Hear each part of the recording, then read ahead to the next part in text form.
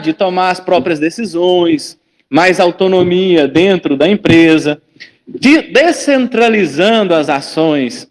Algo muito comum hoje nas teorias sobre as boas condutas dentro da administração, né? E entre tantas definições que ela foi incorporando ao longo do tempo, uma das mais fortes está ligada ao empoderamento das minorias, por assim dizer, ou dos grupos que são oprimidos, que têm menos influência, menos poder dentro da sociedade, menos possibilidade de realizações, né? Mas esses estudiosos gostam hoje, numa tentativa sábia, de dar uma conotação mais sóbria para o termo empoderamento.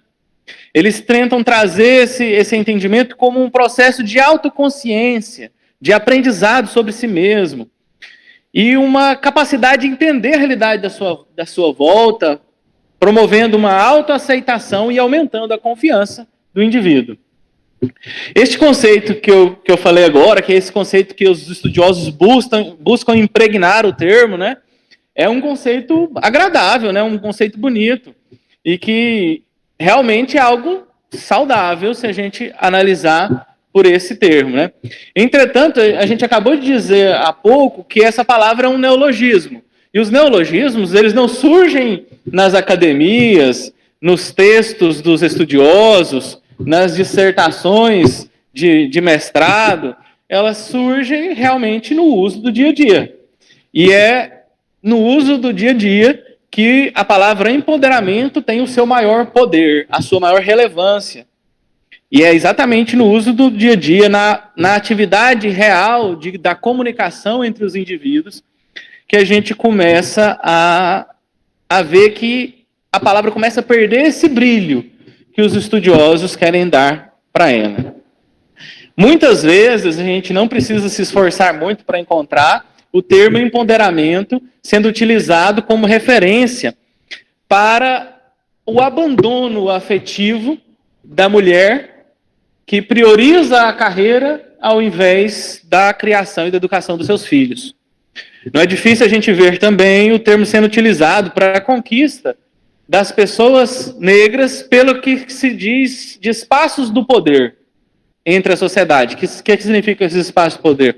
São posições de relevância, empregos de alta remuneração, cargos políticos de muito poder, de muita autoridade, e posições hierarquicamente de difícil acesso às pessoas de pele negra, infelizmente. Veremos essa referência também para homossexuais relacionadas à liberdade sexual, a uma sexualidade exercida sem compromisso, sem seriedade, sem a busca de estar em sintonia com a moral elevada, e muitas vezes em total desconexão com a humanidade, num vínculo profundo com a animalidade, com os comportamentos animalizados, que ainda fazem parte da grande maioria de nós. Antes que a gente possa levar o assunto, fazendo um parênteses, para situações desagradáveis, né, no momento que a gente está vivendo tensões de polarização de ideias muito fortes, eu queria deixar bem claro que eu fiz essa referência como no sentido de elucidação. Porque quando se fala de empoderamento, é o sentido de dar poder. E não se precisa dar poder na comparação homem e mulher ao homem, que vem dominando o poder através da força ao longo da história. E que no caso incitado aqui, então, desde que a civilização existe, a família se consolidou, já tem o hábito de abandonar a família, abandonar os filhos afetivamente, e se vincular simplesmente ao trabalho material, se considerando por vezes um gerador de dinheiro, colocar só dinheiro em casa sem nenhum tipo de vínculo afetivo ali com a família. Então, nesse aspecto, não há o que se empoderar aos homens. A mesma coisa dos negros em relação aos brancos. Se os brancos, ao longo da história, dominaram através da força os negros em várias regiões do mundo, obviamente não todas, os escravizaram, martirizaram, humilharam.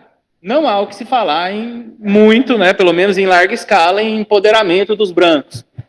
E a mesma coisa a homossexualidade, que ao longo da história humana sempre foi tentada, de alguma forma, a se esconder, a se prender aos calabouços das manifestações sexuais, onde os heterossexuais sempre tiveram liberdade para exercer seu comportamento de forma extremamente doentia, desordenada, sem nenhum vínculo com a moralidade e com os bons princípios que são aqueles que a gente busca. Então, não há o que se falar também, nesse sentido do exemplo que eu dei, em empoderar-se aos heterossexuais. De toda forma, aqui a gente também não desvincula a imprescindível necessidade de nós transformarmos a nossa sociedade em uma sociedade mais justa, mais digna, em oferecermos liberdades àqueles que não têm as liberdades sadias do indivíduo, a oferecer a liberdade de bons entendimentos consolidados pelo próprio cristianismo, como, por exemplo, conceder a liberdade às mulheres ao estudo, conceder a liberdade de existir aos homossexuais, porque, infelizmente, existem algumas sociedades onde eles são realmente exterminados, para não falar do nosso exemplo, que temos ainda que não seja uma coisa pautada pelo Estado, ainda temos, dentro da sociedade, uma capacidade violenta de tirar a vida daqueles que se declaram homossexuais. E a mesma coisa aos negros. Não podemos, de maneira alguma, esquecer a importantíssima luta pela igualdade de direitos, porque não há nenhum sentido, não há nenhuma lógica, sob nenhum aspecto que a gente possa considerar, que exista uma cor da pele que conceda ao ser humano superioridade ou privilégio em relação ao outro, né? Então, de maneira alguma, estamos questionando as lutas. Estamos questionando o que se busca com essa palavra. Quais são os objetivos que o indivíduo, e não a coletividade, busca ao se empoderar ou ao tentar empoderar o outro. E é nessa reflexão que a gente vai pautar, nessa noite, o nosso entendimento. Embora exista esse esforço dos nossos irmãos estudiosos, daqueles sóbrios em relação às lutas humanas, de tentar pautar a ideia do empoderamento sobre o aspecto da autoaceitação, da confiança, do estímulo a nós estarmos bem conosco mesmo, se a gente fizer uma busca simples no Google e colocar a palavra empoderamento e buscar as imagens que surgirão dessa palavra, nós veremos uma série de referências a, por exemplo, braços com os músculos contraídos, um símbolo de força. Ou a mão em riste, que tem um símbolo de resistência. E aí a gente pode começar a nos questionar. A força humana é realmente um símbolo de poder, daquele poder que nós devemos buscar? Ou é um símbolo de um poder relativo, transitório, e que não faz sentido nenhum que nós busquemos? O que se busca realmente no empoderamento? É um crescimento do indivíduo através da transformação do egoísmo, da vaidade e de outros termos que a gente busca escantear na hora de falar sobre o nosso próprio desenvolvimento, para que não tenhamos que lidar com as nossas próprias falhas, com as nossas próprias dificuldades? Ou a busca do que a gente... O que a gente busca realmente na hora que a gente quer se empoderar é realmente esse poder humano. O poder do mundo. Eu sinto o dever de contar, assim, quando fala de empoderamento, toda vez que converso sobre empoderamento, eu me sinto num dever muito importante, de contar sempre para as pessoas que estão junto de mim um segredo que muita gente não descobriu ainda. Existiu um homem especialíssimo que veio aqui à Terra, muito à frente do seu tempo, e que deixou valiosíssimos ensinamentos para a gente, para toda a humanidade. E ele insistiu firmemente durante toda a sua vida em se afastar de qualquer posição de poder, de qualquer posição de relevância. Sistematicamente, ao longo da sua estadia aqui, as pessoas queriam alçar ele às posições de poder, a posições de relevo social. E ele sempre tentava se abster dos palcos, dos aplausos, e tentava ficar longe daquilo que fosse representado sobre riqueza, sobre posições políticas, a posição de qualquer um que se tivesse maior importância do que os demais. Ele chegou a ser aclamado por rei. Até porque, na sua passagem aqui na Terra, ele cumpriu algumas profecias relacionadas a seu povo. E ainda muito jovem, ele discutia com doutores, falava sobre as leis divinas do judaísmo.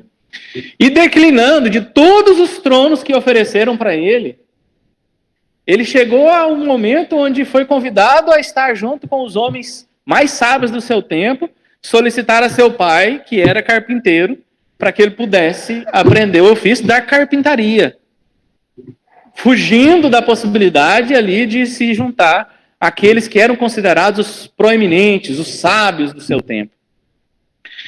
Quando todos achavam na época que ele deveria ocupar os tronos do mundo e talvez até unificar todos os tronos, se tornando o rei dos reis, ele escolheu para ele como um trono santíssimo uma cruz de carvalho. E nela ele foi pregado sem ter cometido crime nenhum. Foi levantado dessa cruz ao lado de criminosos, ao lado de outros homens que, diferente dele, tinham cometido crimes. Portanto, para a gente buscar um contraponto a essa nossa busca pelo poder do mundo, eu acho fundamental e era o que a gente quer propor para hoje, que a gente faça uma reflexão sobre a lição que Jesus Cristo, nosso Divino Mestre, nos deixou no ato mais sagrado da sua jornada aqui na Terra. A lição da cruz. Então a gente fecha o nosso entendimento do nosso tema, o empoderamento, a incompreensão da lição da cruz.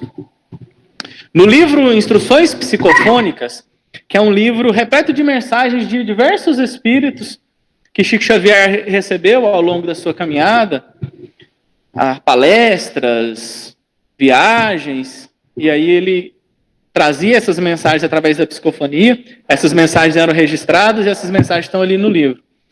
Tem uma mensagem em particular no capítulo 6, que é muito rica para o nosso entendimento, para a nossa conversa da noite. É uma mensagem, inclusive, de um irmão chamado Osias Gonçalves, e que na sua encarnação aqui no mundo foi pastor evangélico. Não foi nem espírita, o que é mais interessante ainda. E nos traz profunda reflexão sobre a lição da cruz. Para essa reflexão, o próprio Osias, ele evoca um texto de João, capítulo 12, versículo 32. Em que o Divino Mestre, fala aos seus seguidores: e eu, quando for levantado da terra, atrairei todos a mim. Essa afirmação feita por Jesus, ela é extremamente significativa. Ela é muito significativa porque ela foi feita pouco depois que Jesus tinha entrado em Jerusalém, no que hoje a gente conhece por Domingo de Ramos. E ele entrou em Jerusalém sob aplausos, sob a festa da população. Que há poucos dias atrás, na data referida, da entrada de Jesus em Jerusalém, tinha visto ele curar Lázaro, ressuscitar Lázaro, levantar Lázaro do túmulo. E estava maravilhada com aquilo. Tinha, finalmente, depois de todas as grandes ações que Jesus tinha realizado, se convencido de que ele era o Rei dos Reis. E quando Jesus entra em Jerusalém, é exatamente essa mensagem que ele ouve. Ele é chamado, aclamado como Rei dos Reis, o Senhor dos céus, o Messias prometido, recebido com festa, flores, homenagens, até mesmo um tapete vermelho em parte do caminho é estendido para que ele possa entrar. Poucos dias após essa demonstração, Jesus afirmou aí, no texto que a gente acabou de citar, que ainda não havia sido levantado da terra.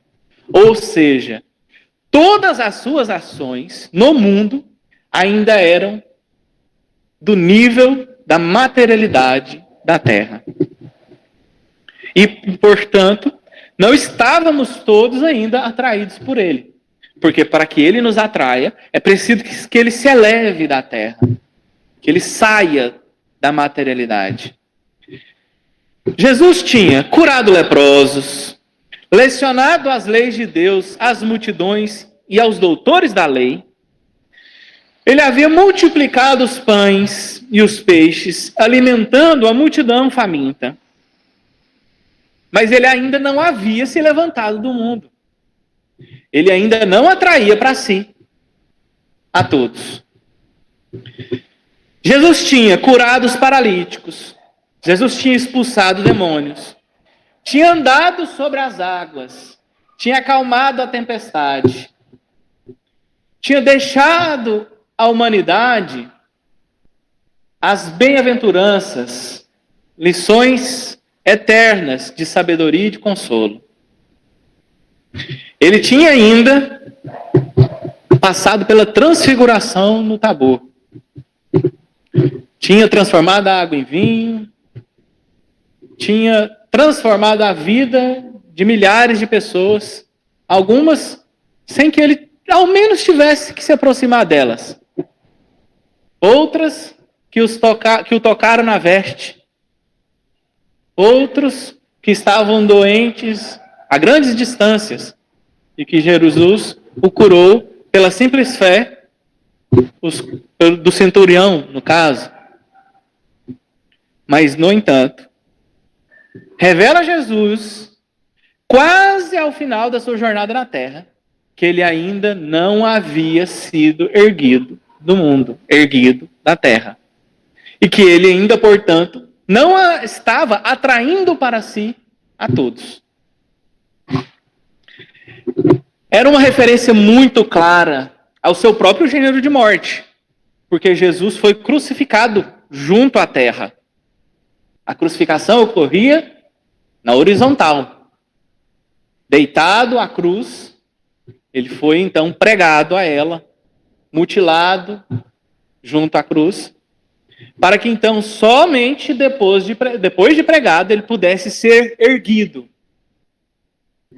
Erguido da terra, num símbolo material que contrapõe-se ao símbolo espiritual, ou alinha-se, na verdade, ao símbolo espiritual, de erguido da terra como quem se afasta do mundo material. No ato mais significativo que já foi visto na terra, que nunca tinha sido visto algo de tamanha significância no mundo. Nunca se viu algo de tamanha significância no mundo desde então. Jesus se entregou ao Calvário, se entregou à cruz, foi crucificado junto a criminosos, sem exercer nenhuma ação de poder, nem de força e nem de resistência. Jesus, que nós espíritas temos a consciência de ser o governador do mundo, hierarquicamente superior, não a maioria de nós, 90%, 95%, mas a todos nós vinculados a esse órgão. Governador de nosso mundo, então, co-criador da realidade que a gente conhece, de tudo que a gente vê, porque eu nunca fui no espaço para poder ver algo que Jesus não criou, e imagino que é o caso da maioria de nós. Então, tudo que a gente vê, respira, ouve, toca, percebe, é criação de Cristo. Esse homem, então, entregou-se em silêncio ante os xingamentos. Caminhou sozinho, abandonado pelos discípulos e seguidores. Sorveu o fel da solidão. Foi zombado, cuspido, mutilado, esbofeteado no rosto, com piadas ainda a ele, para que adivinhasse de onde vinha o tapa. Se era um profeta, se conseguia saber do que aconteceria no futuro, adivinhasse de onde vinha o tapa e evitasse o tapa.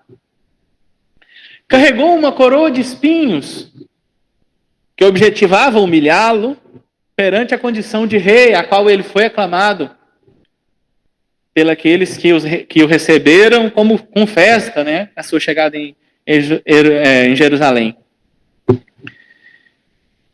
E que assim como a cruz, essa coroa, se tornou um símbolo da sua entrega e não da sua resistência, da sua entrega ao Calvário. O que diriam então, como conciliar a lição da cruz, a lição da entrega sem força, sem poder, sem resistência, o símbolo máximo não dito por nós, mas dito por Jesus, da sua passagem aqui na terra? Como conciliar com a ideia do empoderamento?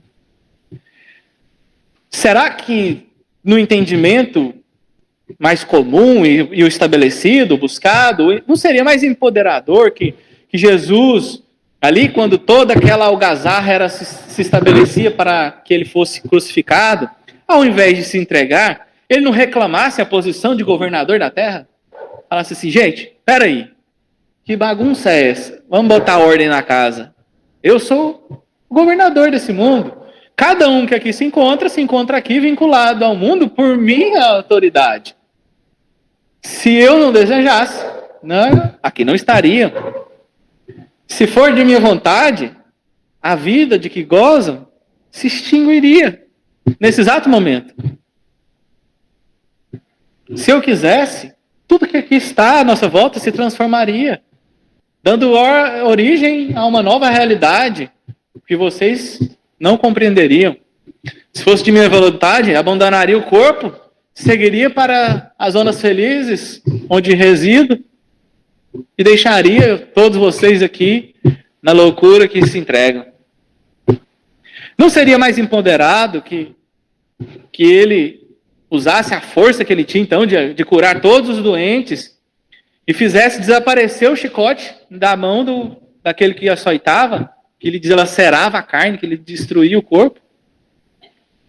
Não seria mais apropriado ao empoderamento que a gente está buscando se ele, quando tivesse preso à cruz, vamos deixar então, para a gente não perder a crucificação num ato de importância, então vamos deixar, Jesus se crucificava, e aí ao final, num ato de extremo empoderamento, ele soltava os pregos, curava as próprias mãos, descia da cruz e falava, fazia um discurso para a multidão, falava assim, olha, para vocês verem, o poder do mundo nada tem importância.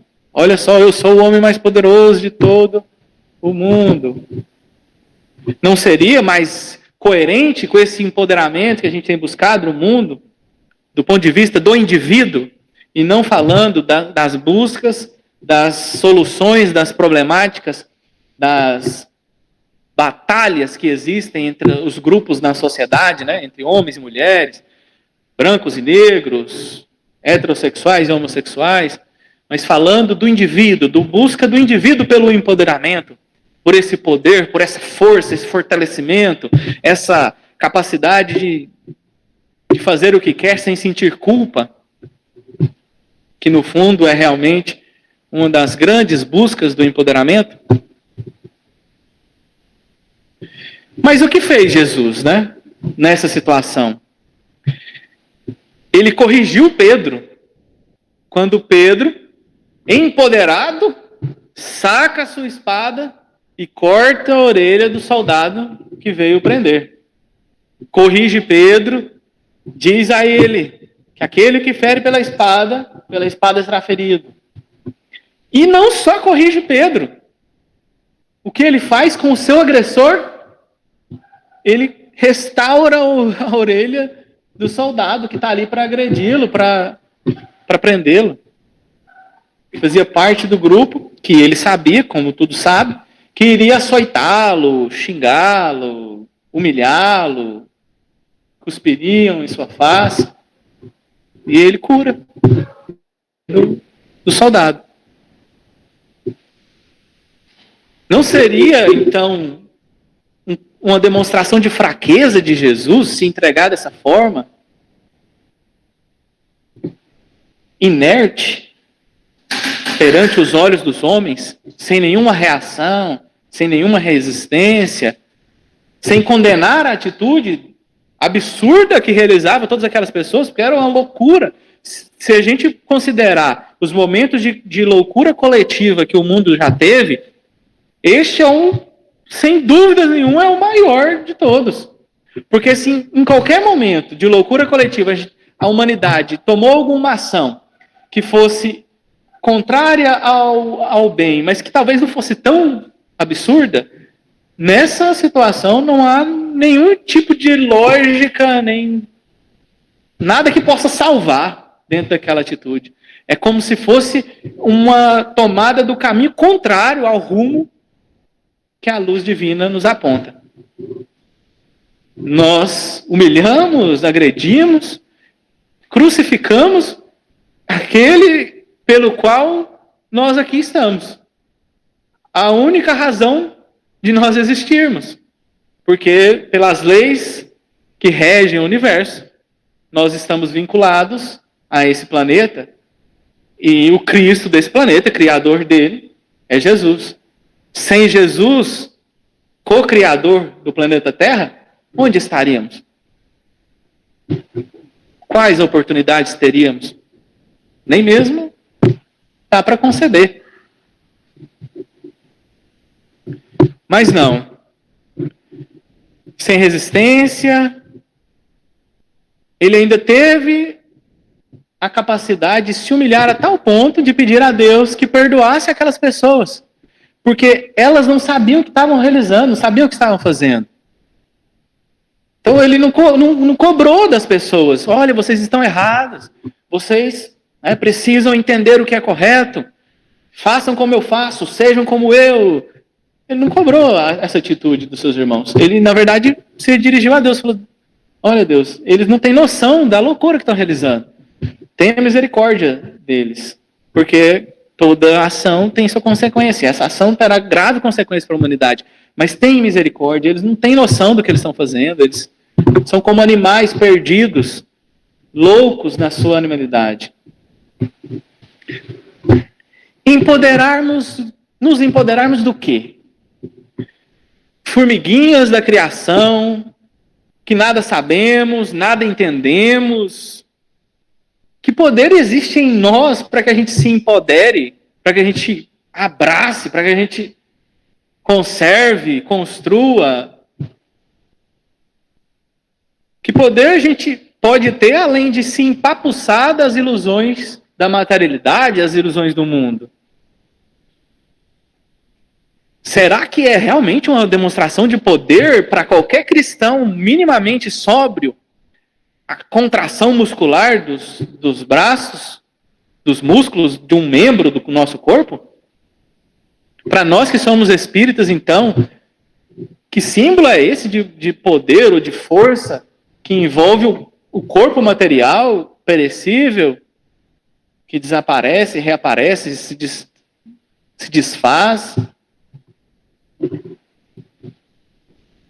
Jesus entendia, como sublime mestre, que o único poder verdadeiro é o poder que emana de Deus, que emana do Pai e que pode ser estendido à criação por todo aquele que respeita as suas leis, que esteja em sintonia com o seu amor e que se torne, então, um embaixador da sua vontade, da vontade divina. Pois que Jesus, ao longo da sua caminhada, por diversas vezes falou que seja feita a vontade do Pai e não a minha. Mas para a gente se fazer portador desse poder, do poder de Deus, a gente precisa aprender a se esvaziar do poder humano. A gente precisa abrir mão do que é transitório, do que é material. E então, do ponto de vista do indivíduo, não há o que falar no sentido do que é usado no dia a dia, nos grupos, em empoderamento do indivíduo. Há muito o que se discutir, há que se corrigir em relação às desigualdades sociais, às desigualdades de gênero, ao racismo, ao preconceito, à orientação sexual. Há muito que se transformar em relação às divergências que existem na sociedade. E sem dúvida nenhuma, essa transformação, ela se dá nos indivíduos. Mas não é através da assunção do poder, através do crescimento em nós de poder, da ocupação de cargos de relevância, da busca da autoafirmação em relação à opinião dos outros, da liberdade de realizar atividades totalmente absurdas, sem que a culpa nos atinja, da liberdade de conduzir a nossa caminhada como se animais ainda fôssemos, porque é considerado empoderamento a liberdade sexual, ou seja, a possibilidade de se relacionar livremente com qualquer pessoa, sem nenhum tipo de compromisso afetivo. É considerado empoderamento, como já falei agora há pouco, né, a ocupação de cargos de relevância, ou seja, é empoderamento de uma classe menos favorecida que ela ocupe a cadeira de um político ou de um presidente de uma empresa. Mas para que nós transformemos a sociedade, nada disso tem relevância. E, inclusive, como já nos orientou Jesus, é fonte de queda para a maioria daqueles que se entregam a esse tipo de posição. Ou não é através do exercício do poder que ao longo de toda a história o homem oprime a mulher pela força física? Ou não é pelo exercício do poder que ao longo dos últimos séculos o branco escravizou o negro? Não era através do poder econômico, o poder bélico? Não foi no exercício desse poder que o branco causou prejuízo aos seus irmãos negros? Não é no exercício do poder que os heterossexuais puderam se entregar a toda sorte de comportamentos tresloucados, ao mesmo tempo em que assassinavam aqueles que apresentavam comportamentos, né, que se considerava indesejosos e não aceitáveis, no caso dos homossexuais. Então o poder, ele não está relacionado à solução dos nossos problemas. Se a gente parar para fazer a mínima reflexão, a gente vai perceber que o exercício do poder humano está ao longo de toda a história relacionado a toda sorte de prejuízos para a sociedade. Pois que o homem ainda não entendeu que o maior poder que existe é o poder do serviço, é o poder da entrega, é o poder da não resistência àquela que é a vontade de Deus. E quem entendeu essa mensagem veio à Terra e nunca exerceu no mandato da sua elevação máxima os cargos de maior relevância. E aqui eu não estou me referindo de pessoas da nossa categoria ou de categoria um pouco elevada. Estou me referindo aos grandes missionários que vieram no mundo, que sempre exerceram funções, quando nas maiores missões, funções que eram taxadas de vexatórias, considerados por vezes loucos, considerados alvo de humilhação, de agressão. Ou não foi assim com Francisco de Assis, com Maria de Nazaré? Não foi assim com os discípulos de Jesus? Não foi assim com Chico? Vidas sofridas, vidas sem relevância na estrutura do poder humano, mas que se revelaram ao longo do tempo as de maior relevância para a sociedade. Quando ainda se precisava de grandes recursos para as realizações, se eram as grandes realizações, esses grandes recursos eram colocados a conta-gota. Então, se a gente for considerar, por exemplo, a missão de Kardec, que era uma missão que precisava de muitos recursos para a sua realização, Em momento algum esses recursos chegaram em abundância. Por quê? Porque o exercício do poder no mundo é fonte de queda, é fonte de erro. O exercício do poder no mundo deve nos lembrar, em comparação, em alegoria, que é mais fácil um camelo passar no buraco da agulha do que o rico entrar no reino dos céus. O exercício do poder no mundo deve nos lembrar que quando Jesus fala para o jovem rico, conversa com o jovem rico sobre como ele faria para poder seguir com Jesus, Jesus coloca como condição que ele abandona tudo que ele tem.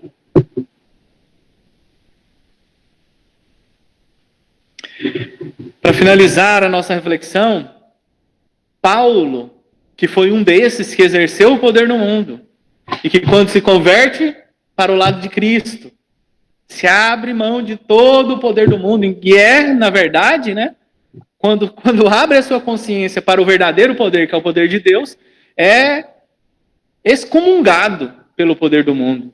É rejeitado pelos seus amigos, é rejeitado pela sua família, pelo seu pai, porque não há espaço para o poder de Deus junto ao poder do mundo, como não há espaço para que sirvamos a Deus e a Mamon.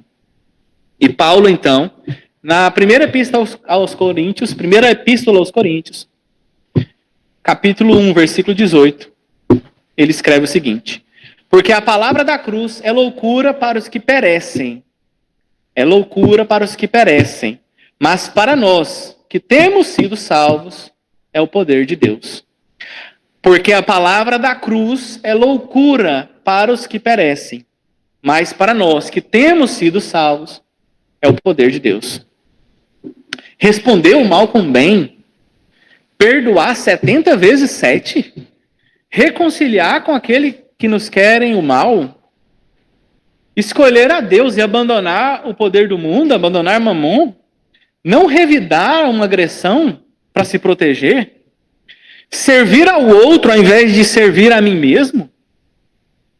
Ou até pior, me servir do outro, que é geralmente o que a gente faz. Quando a gente tem posição de relevância, é isso que a gente faz, a gente se serve do outro. Dar a quem precisa, mesmo que aquilo vá me fazer falta. Deixar a minha riqueza material para poder seguir a Jesus? Quanta loucura! Quanta loucura! Exclamarão os discípulos do empoderamento. A palavra da cruz, ou a lição da cruz, é loucura para todos aqueles que se entregam à manifestação material e transitória do poder humano. Mas para nós, que desejamos ser salvos das nossas mazelas, das nossas pobrezas interiores, é a superior representação do verdadeiro e único poder, que é o poder de Deus. Muito obrigado.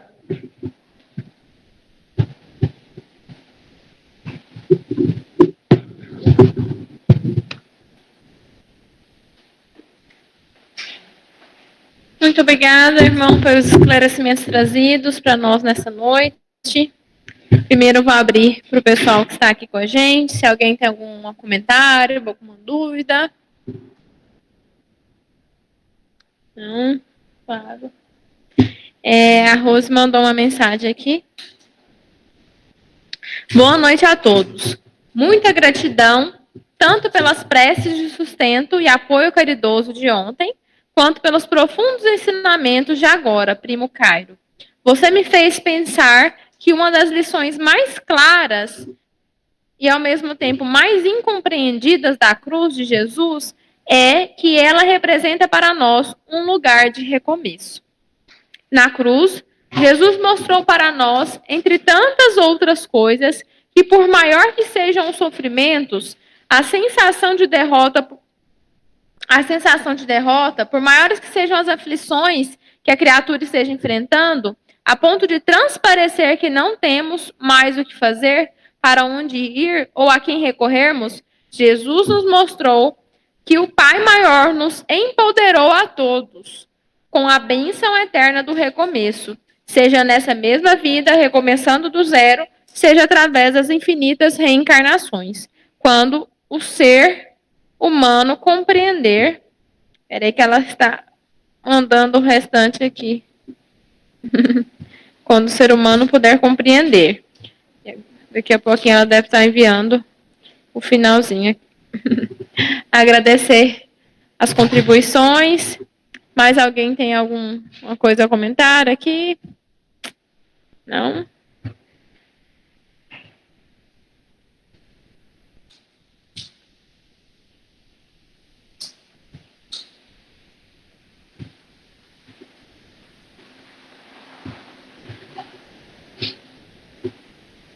Só um minutinho. Rose, você quer abrir o microfone e falar se tem alguma finalização ou se ela que pontuou errado?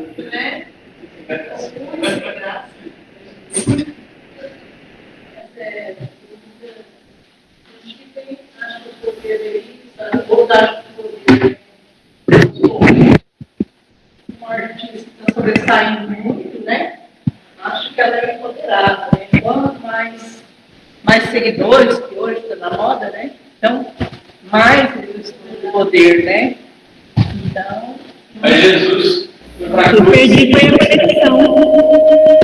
É verdade, então fica uma lição para nós, uma reflexão, né? Quem é o mais poderoso e não mostrou isso, né? Não quis mostrar o seu poder, né? Mostrou sim o poder, né, do amor, o poder do perdão, né, da humildade. Esse que é o poder que ele deixou para nós, né? Esse poder ninguém nunca vai tirar, né?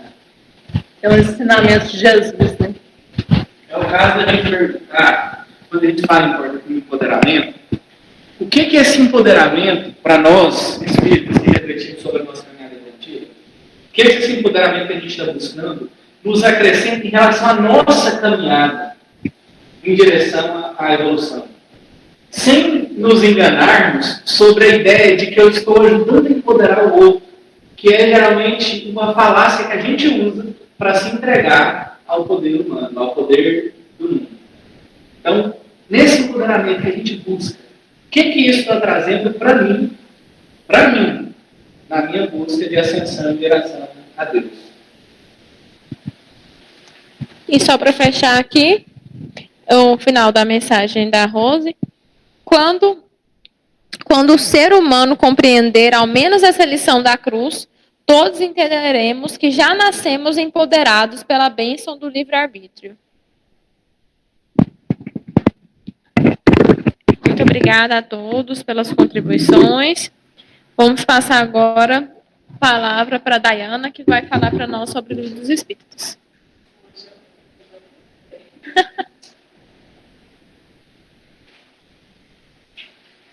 Boa noite. Boa noite a todos que estão em casa, os que estão aqui. Hoje nós vamos ler duas questões pequenininhas, mas com uns ensinamentos gigantescos.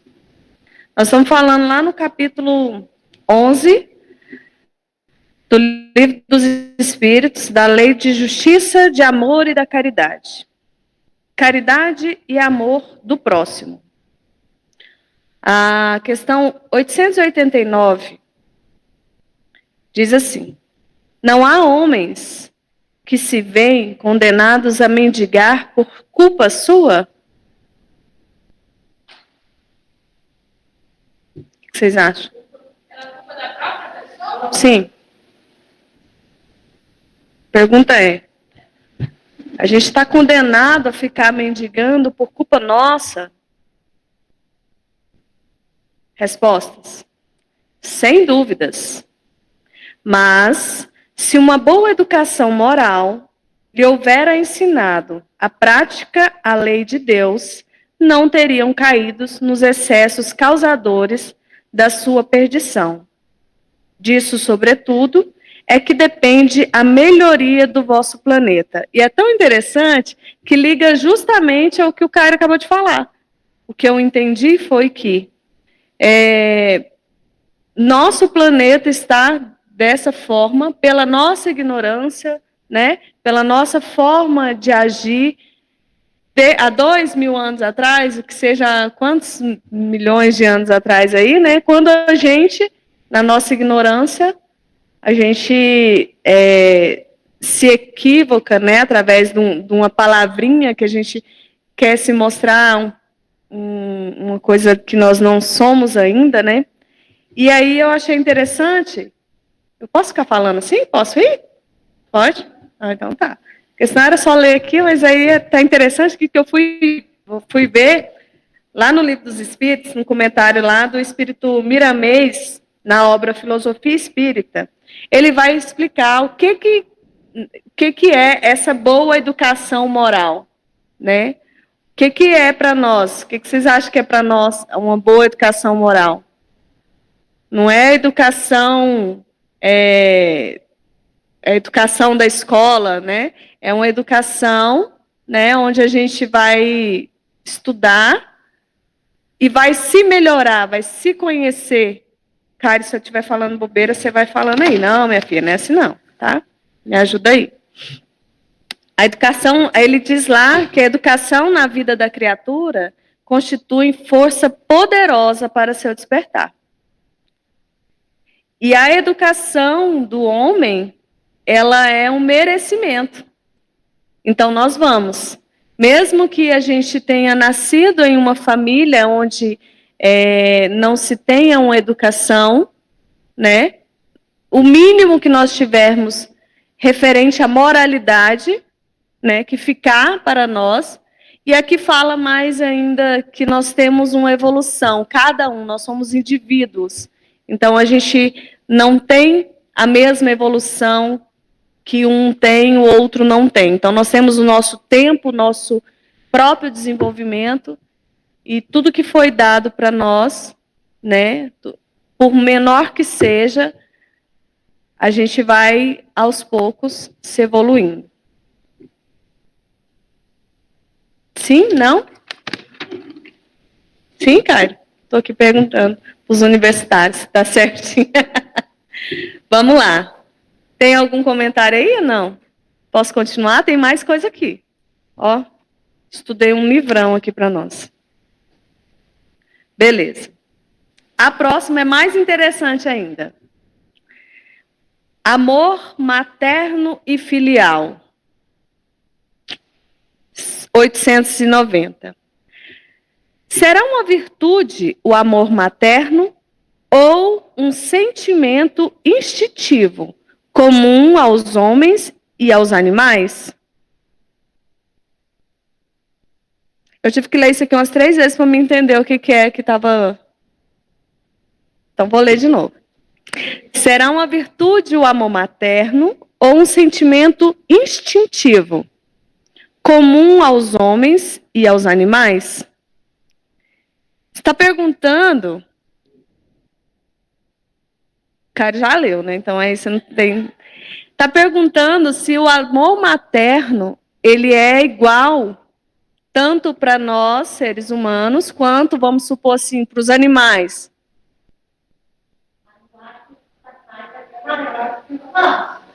Você acredita que não?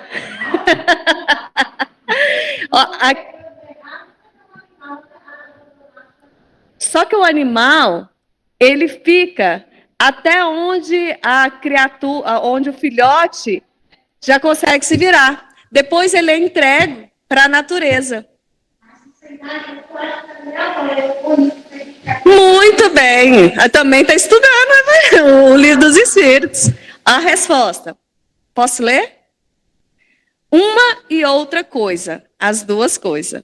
A natureza deu à mãe o amor a seus filhos no interesse de conservação deles. No animal, porém, esse amor se limita às necessidades materiais. Cessa quando desnecessário, se torna aos cuidados. No homem, persiste pela vida inteira e comporta um devotamento e uma abnegação que são virtudes. Sobrevive mesmo à morte e acompanha o filho até no além-túmulo. Bem vedes que há neles coisas diversas do que não há no amor do animal. Que? E aí foi bem interessante o comentário de Miramês, que ele disse que o amor materno é uma semente lançada no coração da mãe. E que aí a gente fica muito feliz em ver que Deus é tão justo e tão bom que todos nós da humanidade poderemos sim voltar em outras vidas como mães, como filhos, para que no final ele diz aqui que essas mudanças têm a finalidade de educar o espírito no que refere-se ao amor. Porque o amor materno, ele é taxado como um amor mais próximo do amor de Deus.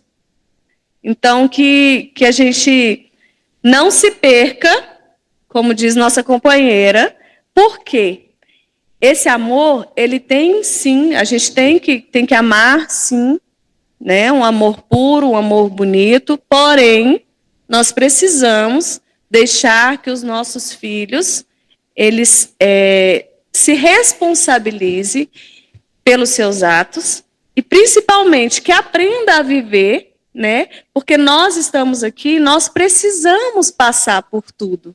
Ele fala isso aqui, bem aqui embaixo, tá? É porque eu li, mas ele está falando aqui, ó. A mãe de amanhã vai reconhecer o verdadeiro amor para os seus filhos. Porque, além das necessidades, muitas prejudica e cria dificuldades para o filho.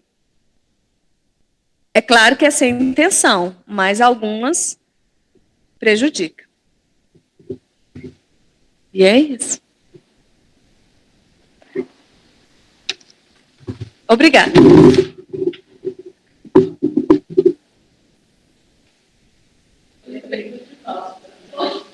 Fala para ele assim. Às vezes você mal, até questão de organização, parece, já moço. Aí ele fala assim, mãe, mas nem depois de morte, sabe? Nossa. Mas ele fala brincando, porque ele se vê a mãe dele todo dia. Eu penso, que coisa mais boa. São afastadas. Alguns têm que ser afastados para que os filhos possam evoluir. O que faz, porque às vezes o desespero da mãe é tão grande, porque o filho sofre. Muito obrigada também, Dayana, pelos ensinamentos trazidos aí para nós. Vamos passar agora para o nosso trabalho de passe. Convidar Cário para coordenar o passe, que os médios passistam para nos auxiliar aqui, e que os demais possamos ficar em sintonia, em reflexão. E aqueles que desejarem, que estiverem em casa, desejarem colocar água para frutificar neste momento, fiquem à vontade.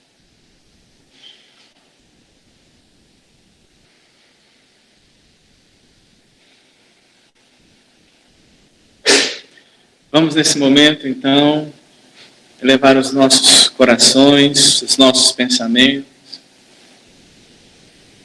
às zonas de vibração sutil, superior, onde o amor vibra livre, ressoando nos corações de todas as criaturas, entre os espíritos elevados, que estão vinculados ao nosso mundo, à nossa sociedade, a todos nós, para que esses nossos irmãos possam nos beneficiar com os fluidos poderosos que possam auxiliar-nos nessa noite. Senhor Deus, Pai amado, rogamos tuas bênçãos para todos nós, os teus filhos, ainda empenhados nos equívocos, nos erros, perdidos, nas trevas de nossa ignorância, nas fragilidades de nossa moral transviada. Ainda incompreendendo as lições de nosso Mestre, de teu Filho bem-amado, que nos enviou para nos mostrar as realidades eternas, nos arrastando do mundo, nos atraindo a Ele, para que abandonemos toda e qualquer concepção de felicidade ilusória que vinculamos à materialidade, aos impositivos da carne, às necessidades da organização, da sociedade material, e todas as demais ilusões que criamos de forma muito complexa para nos desviarmos do verdadeiro foco da nossa existência, que é a transformação de nós mesmos.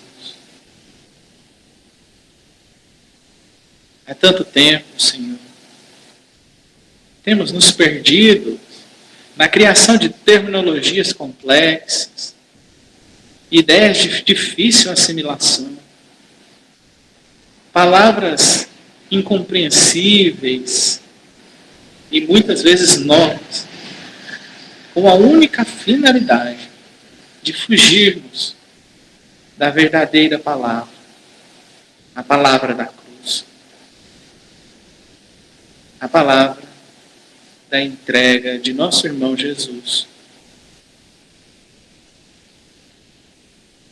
abstendo-se de tudo que é material e transitório e se entregando a Ti, segundo a Tua vontade.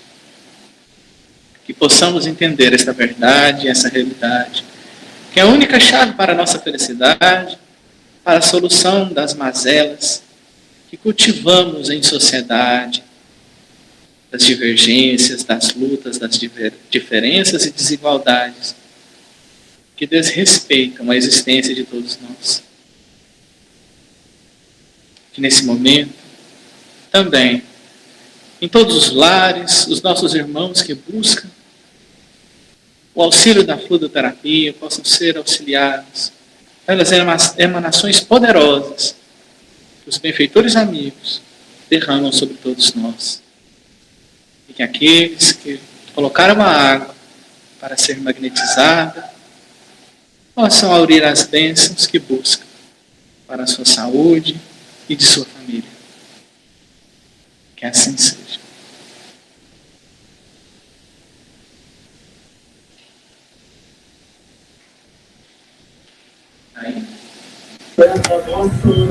Gente, boa noite, obrigada por tudo, viu? Um beijo, Ritinha. Beijo, mãe. Boa noite a todos. Muito obrigada a cada um pela presença. Que Deus abençoe a cada um de nós. Possamos estar aqui de volta no próximo domingo. Lembrando que o nosso curso de... no próximo domingo, não. É que eu lembrei do domingo e eu dar recado do domingo a segunda. Na próxima sexta-feira. Lembrando que as nossas atividades de evangelização no domingo e da mocidade, assim como a atividade, o estudo, né, de segunda-feira, eles estão de recesso agora nesse período de férias. E a gente vai retornar depois em agosto. Mas nossas atividades da reunião pública na sexta-feira continuam normalmente. Aguardamos então vocês na próxima sexta-feira com a palestra da tia Clecilda. Fiquem com Deus. Boa noite a todos. Muita paz. Ivani, quando você entrou, estava no meio da música, eu não pude falar o seu boa noite.